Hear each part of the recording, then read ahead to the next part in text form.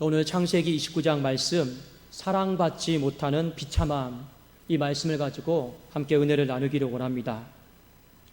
야곱이 삼촌 라반의 집으로 도착했습니다.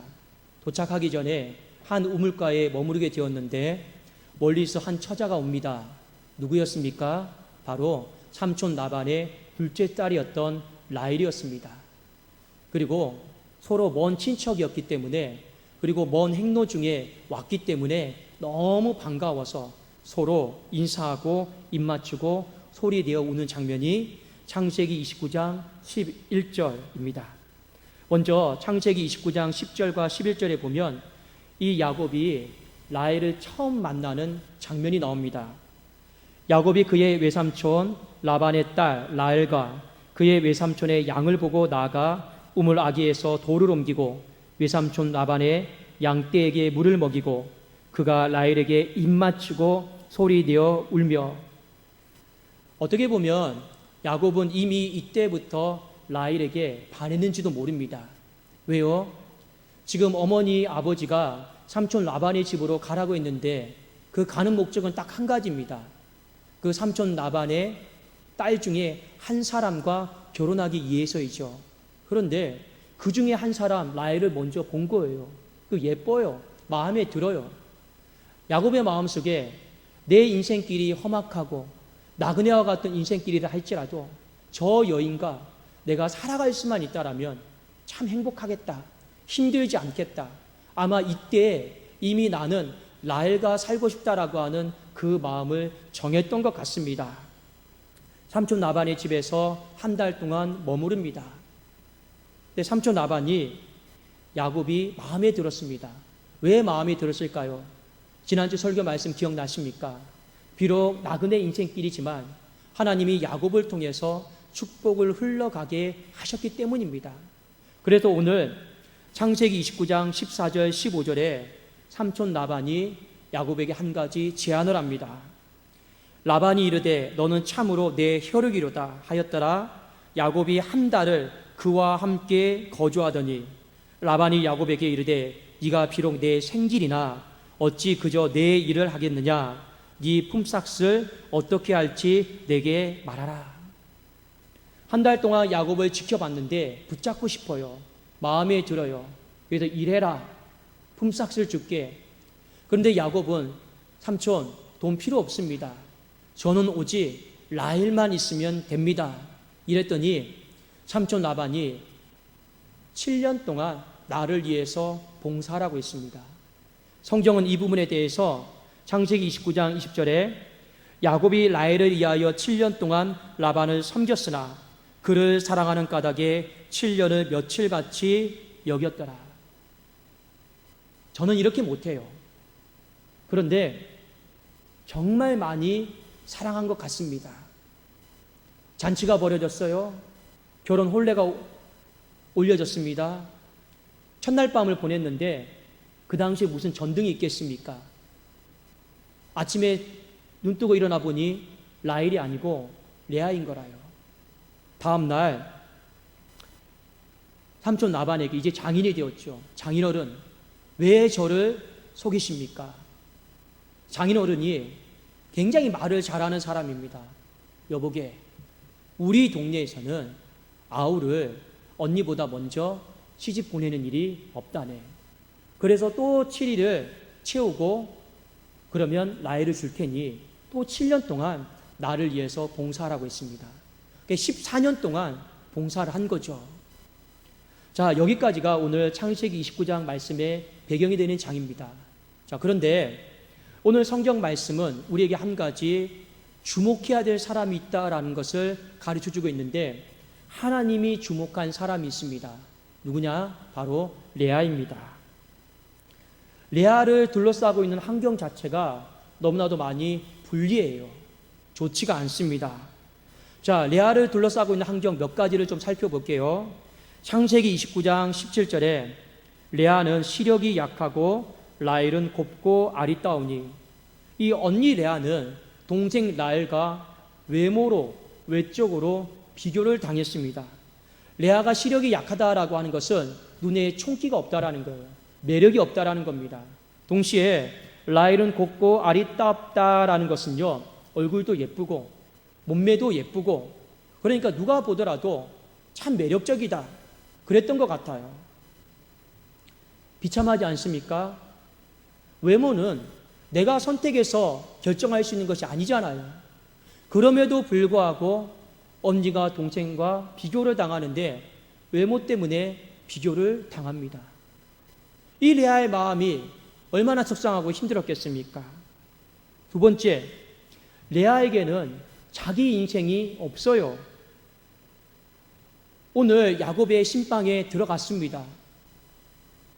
제정신이면 못 들어가죠. 그런데 아버지 라반이 워낙 돈을 좋아하는 사람이니까 어떻게든지 저 야곱을 붙들어서 하나님이 저 사람을 통해 주시는 축복을 받고 싶으니까 이 딸을요 많이 설득시켰던 것 같습니다. 그래서 딸이 야곱의 신방에 들어가는 거죠. 어떻게 보면 자기 인생이 없습니다.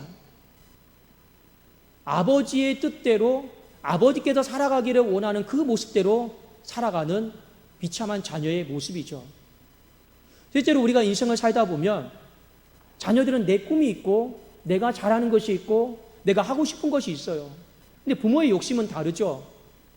자녀의 꿈과 하고 싶은 일은 뒷전이고 부모가 저 자녀를 통해서 하기를 원하는 것, 부모가 못 이룬 꿈들 저 자녀를 통해서 이루기를 원하는 그런 가정들 얼마나 많이 있습니까? 지금 레아는 자기 인생이 없어요. 그냥 아버지의 인생대로 아버지의 욕심대로 맞춰줘야 되고 살아가야 되는 거예요. 여러분, 이것이 얼마나 비참한 인생이에요. 또 한 가지 봅시다. 야곱이 장인에게 항변을 해요. 왜 저를 속이셨습니까? 그런데 항변을 하는데 레아를 면전에 두고 항변을 합니다. 이미 어떻게 됐든 간에 레아와 첫날 밤을 이뤘어요. 그럼에도 불구하고 레아를 면전에 두고 나는 저 여자와 못 살겠다고, 나는 라헬과 살고 싶다고. 삼촌 라반이, 장인이 7년을 더 봉사해야 되는데 7년을 더 봉사하라고 해도 나는 레아랑 못 살겠다, 나는 라헬과 살고 싶다. 여러분, 이게 얼마나 큰 모욕이고 수치이고 부끄러움입니까? 성경은 레아가 아버지의 말을 듣고 결혼 신방에 들어갔던 이유에 대해서는 침묵하고 있습니다. 그런데 성경을 좀 살펴보면 왜 레아가 그럼에도 불구하고 야곱의 신방에 들어갔을까? 참 가슴이 아프더라고요. 한 가지 우리가 생각해 볼 수 있는 것이 있습니다. 야곱이 라헬을 어마어마하게 많이 사랑했잖아요.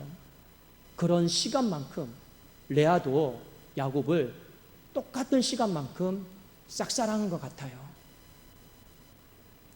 보통 제정신으로 이런 가정을 이룰 수는 없지요.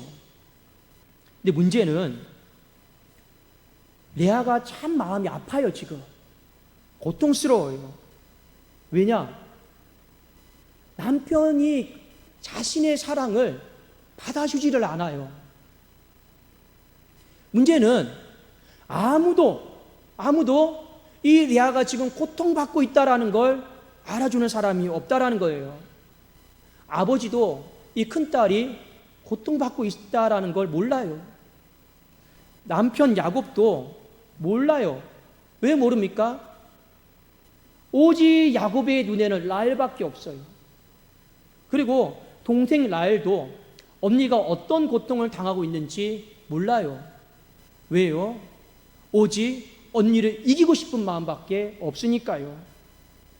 아버지는 돈 욕심밖에 없으니까 딸의 아픔을 모르고, 야곱은 라헬밖에 없으니까 레아의 사랑을 모르고, 동생은 이기고 싶은 마음밖에 없으니까 지금 언니가 어떤 비참함과 고통을 받고 있는지 모르고 있다는 거예요.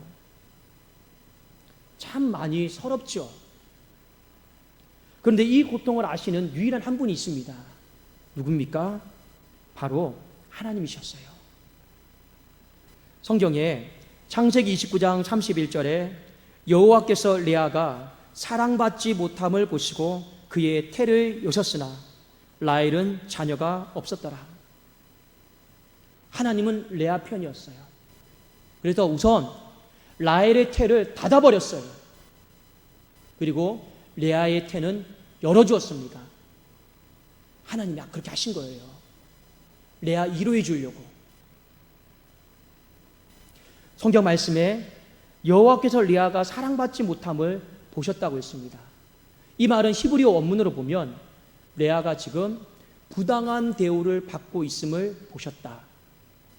업신여김을 당하고 있는 것을 보셨다. 미움받고 있는 것을 보셨다라는 거예요. 우리가 추측컨대 야곱도 그렇고 라헬도 그렇고 여보, 언니, 아버지가 신방에 들어가라고 해서 들어가는 그런 바보가 어디 있어? 자존심도 없어? 체면도 없어? 이런 업신여김과 비아냥 그리고 미움받는 거, 부당한 대우를요 다 받은 거예요. 그 말씀이 바로 여호와께서 레아가 사랑받지 못함을 보셨다라는 뜻입니다. 하나님께서 레아에게 태의 문을 열어주셔서 첫 아들을 낳았어요. 이스라엘의 장자죠. 르우벤입니다. 창세기 29장 32절에 레아가 임신하여 아들을 낳고 그 이름을 르우벤이라 하여 이르되 여호와께서 나의 괴로움을 돌보셨으니 이제는 내 남편이 나를 사랑하리라 하였더라. 첫 아들을 낳았는데 이름이 뭐냐? 하나님이 나의 괴로움, 고통을 보셨다. 그러니까 이 여인의 마음속에 그 고통과 괴로움 아무도 알아주지 않으니까 누구에게 지금 호소한 겁니까? 여호와 하나님께 호소한 거예요. 자, 아들을 낳고 이런 마음을 가졌습니다. 이제는 남편이 나를 좀 사랑해 주겠지. 근데 야곱이 사랑해 주질 않아요. 하나님이 또 아들 하나 더 주셨습니다. 이제는 남편이 나를 좀 가까이 해주겠지.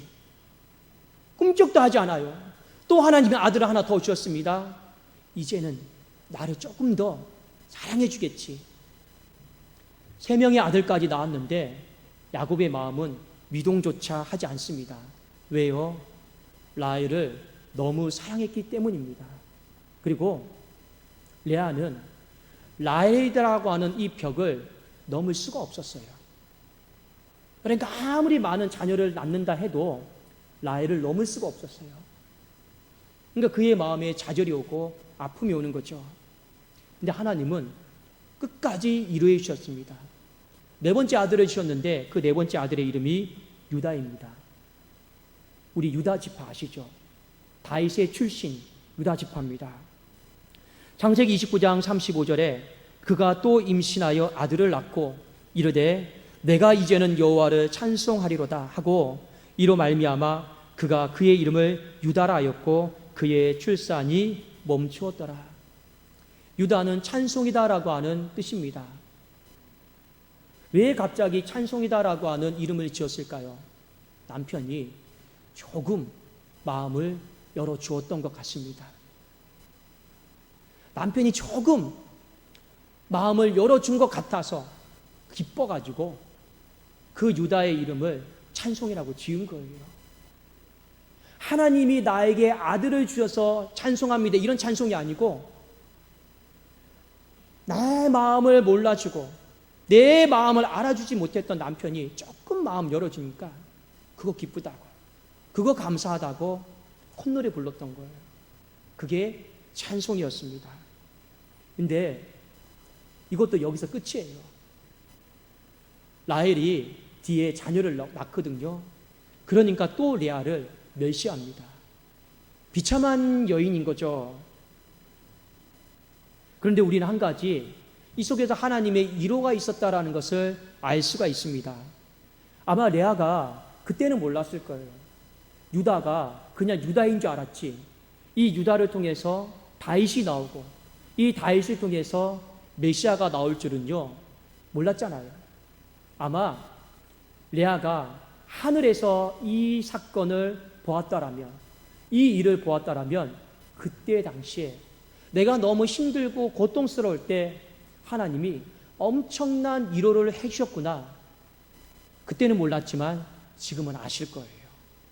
그만큼 비참함에 놓여 있는 이 한 여인을 향한 하나님의 위로가 컸다라고 하는 것을 성경은 우리에게 가르쳐주고 있습니다. 우리 성도님들, 고통의 한복판에 서 있을 때 굉장히 많죠. 아무도 나를 사랑해주지 않을 때, 외로울 때 많죠. 특별히 오늘 말씀에 보면 비교당할 때 우리는 얼마나 많이 속상합니까? 그런데 그 비교가 정당한 비교가 아니라 부당한 비교라고 생각해 보십시오. 우리가 사회에 나가면서 부당한 비교 많이 당하잖아요. 얼마나 마음이 비참하고 힘듭니까? 여러분, 누구의 면전 앞에서 무시당해 본 적 있습니까? 자녀들이 보는 앞에서, 많은 사람들이 보는 앞에서 무시당한 적 있습니까? 지금 누구의 면전에서 무시당했는데 얼마나 마음이 괴롭겠습니까? 내 인생은 없어요. 오직 부모가 살아가기를 원하는 그런 인생만 있는 거죠. 불쌍한 거예요. 또 여러분 보세요. 결혼해서 노력한다고 하는데 상대방이 마음을 안 열어줘요. 우리도 그렇잖아요. 이 세상의 한복판에서 부족하고 연약하지만 노력하잖아요. 또 노력하잖아요. 그런데 결과가 없어요. 열매가 없어요. 마음이 힘든 거죠. 오늘 레아가 당하고 있는 이 아픔은 우리 하나님의 백성들, 그리고 사람이 겪는 인생의 아픔의 고통의 축소판이에요. 우리는 모두 다가 이 고통 중에 하나는 다 경험하고 살아가고 있는 것입니다. 성경의 출애굽기에 보면 이스라엘 백성들이 애굽 땅에서 똑같은 고통을 당했습니다. 학대받고 사랑받지 못하고 애굽 사람들의 눈에 미움받고 부당한 대우를 받았어요. 그때 하나님 앞에 부르짖고 호소합니다. 출애굽기 3장 7절에 여호와께서 이르시되 내가 애굽에 있는 내 백성의 고통을 분명히 보고 그들이 그들의 감독자로 말미암아 부르짖음을 듣고 그 근심을 알고, 업신여김 당하고 부당한 대우를 당했지만 사랑받지 못했지만 누가 그 고통을 아셨습니까? 하나님이 보았다, 들었다, 알고 있다라고 분명히 이스라엘 백성들을 위로하셨습니다. 예수 그리스도께서 십자가에 달려 돌아가셨습니다. 엘리 엘리 라마 사박다니, 나의 하나님이여 나의 하나님이여 어찌하여 나를 버리셨나이까. 그 고통의 한복판에서 절규하듯이 하나님을 부르짖었어요. 성부 하나님께서 모르셨습니까? 아닙니다. 보았고 들었고 다 아신 거예요. 왜요? 그분은 우리가 생각하는 육신의 아버지가 아니라 신실하고 변함없고 한결같으신 영의 아버지이시기 때문에 그렇습니다. 오늘 우리가 이 성경 말씀을 통해서 한 가지 배울 점이 있습니다. 레아에게서 배울 점이 있어요. 그것은 무엇입니까? 비록 내 인생이 사랑받지 못하는 인생으로, 비참한 인생으로 살아간다 할지라도 그래도 소망은 하나님께 두시라라는 거예요. 내가 고통받는 그 시간만큼, 그 시간이 14년입니까? 그러면 레아는 그 14년의 시간만큼 소망을 하나님께 두었던 거예요.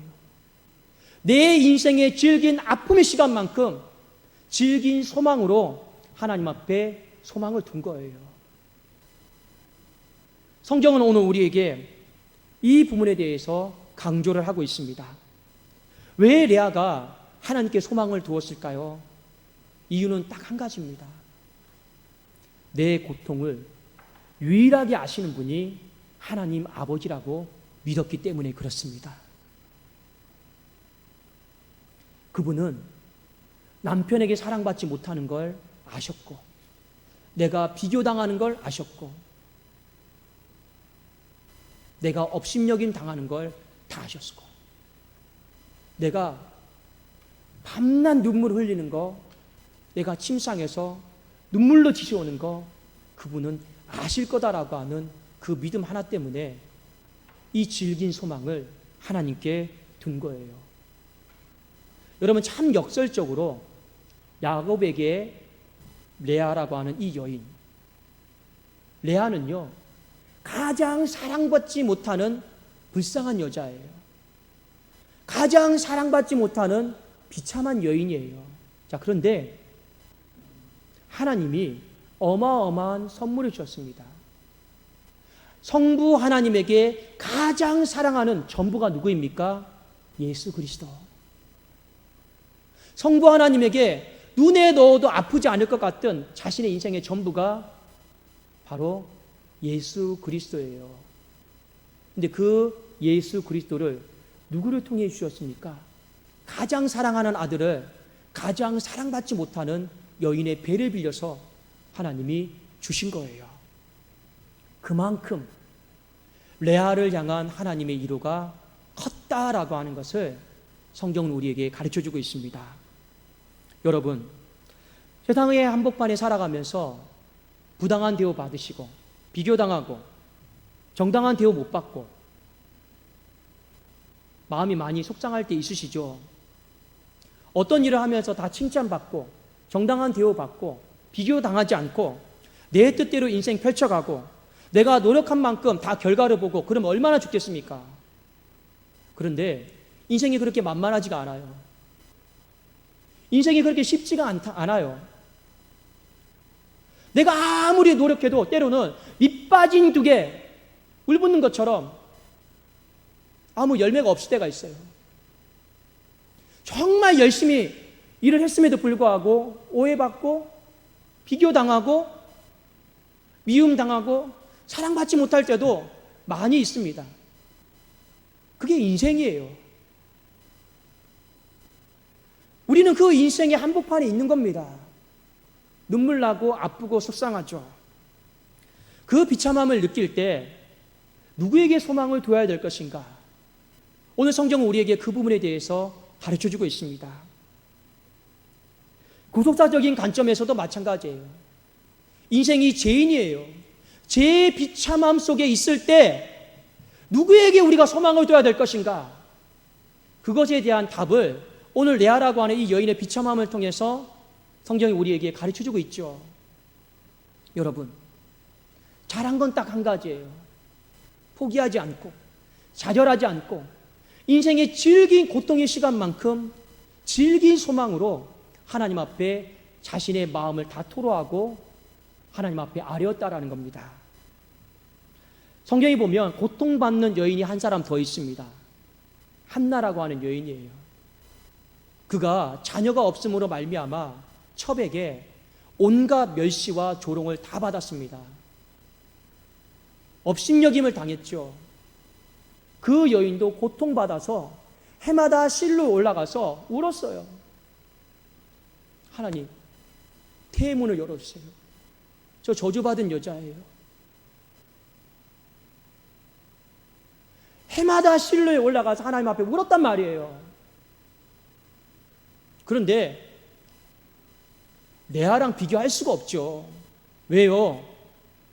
그래도 한나는 남편이 성경에 보면 사무엘상 1장에 보면 갑절로 사랑해줬어요. 레아라고 하는 이 여인은 남편의 사랑 바뀌었어요. 껍데기예요, 껍데기. 가장 불리한 환경 속에 비참하게 놓여 있었던 그런 사람이었단 말입니다. 우리가 가장 불리한 여건, 가장 비참한 여건 속에 있다 할지라도 성경이 오늘 우리에게 한 가지 믿음으로 살아야 됩니다. 믿음으로 산다라는 건 무엇입니까? 하나님께서 내 비참함을 아시고 내 고통을 아시고 보시고 소망을 하나님께 두기를 원하고 있다라는 거예요.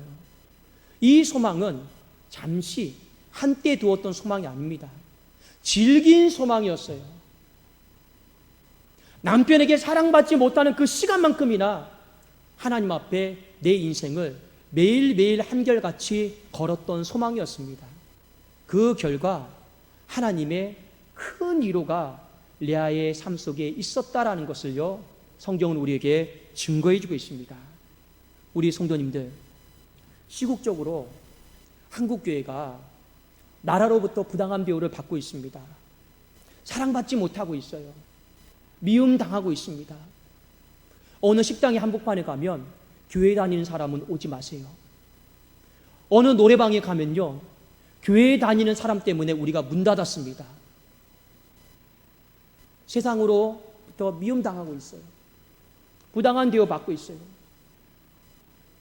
어떤 한 성도님은요, 회사에도 전수조사를 하는데 가족 중에 기독교가 있는 사람은 다 적으래요. 불이익을 주려고. 우리는 그런 시대 속에 살고 있습니다. 불리한 여건 속에서 비참함 속에 한국교회가 놓여 있죠. 이때 우리가 할 수 있는 일이 무엇입니까? 그럼에도 불구하고 우리가 느끼는 질긴 고통만큼이다.